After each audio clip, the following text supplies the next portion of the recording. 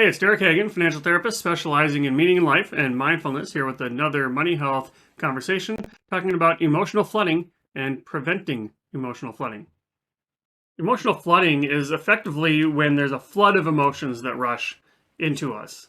For example, if you got your emotional level here, it goes from a 5 to a 10. 10 out of 10 is like completely overwhelmed with emotion.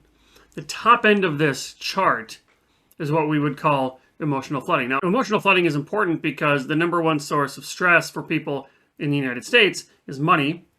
Money is a taboo topic, and money is a leading cause of conflict in relationships.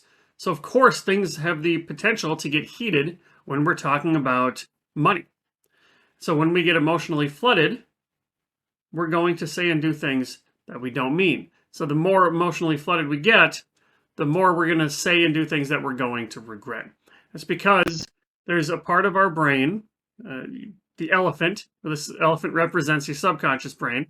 It's the part of your brain that makes most of your decisions. You don't know that this part of your brain is making these decisions, but this elephant represents the subconscious part of your brain. And the rider sitting on top of that elephant represents your more deliberate, conscious piece of your brain. Now, when we're emotionally flooded, the elephant is afraid. And so this system works well in times of low stress. The rider can control the elephant and everything works fine. But in times of high stress, when the elephant is spooked, the rider no longer has control. If there's a mouse that scares the elephant, the rider's just hanging along for the ride. And that is to say, there is no deliberate thinker. There is no planning brain, thinking brain involved in the conversation. So when we're emotionally flooded, we're talking with our subconscious mind, almost like we're children, but we have grown up strategies and words. So we're likely to say and do things that we don't mean because the elephant is quite literally just trying to get out of that situation. Fight, flight, and freeze mode are the stress responses that we tend to see. So fight mode is when we get aggressive. And so in nature, this is I'm going to fight back. This is the rat in the corner. I have no choice but to fight you. In terms of talking about money, I'm going to get aggressive. I'm going to get accusational. I'm going to be confrontational. Right? Otherwise, there's flight, and in nature, flight is run away. You're getting out of here. Now, getting out of here in terms of a conversation is when you might change the topic. And then freeze, if you get to a freeze response in nature, that's pretty bad. That means you're hiding or you're playing dead. You're all but giving up. So in the terms of talking about money, this is when you tune out. I'm not even paying attention. If I'm in a freeze response, I'm not really here. I'm not really present.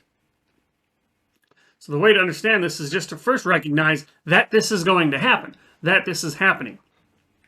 And then you can recognize in yourself, we don't want to get emotionally flooded. So if we notice our emotions starting to rise, once that gets to about a 5 or a 6, it's time for ourselves to take a break.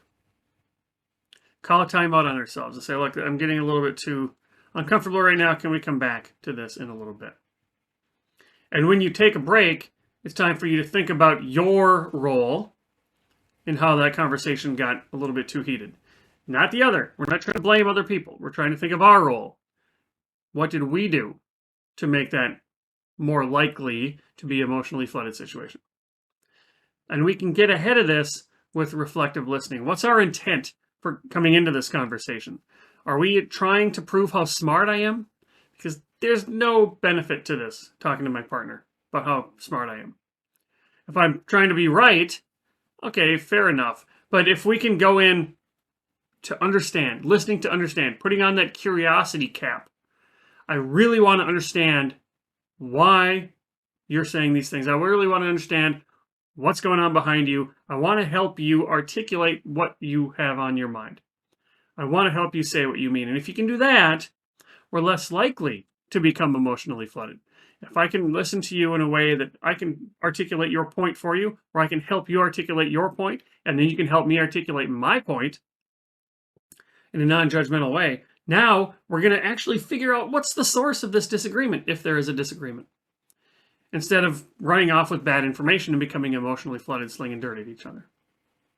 So reflectively listen, try to help the other person articulate their point, and you'll have a lot more productive financial conversations. You get one life.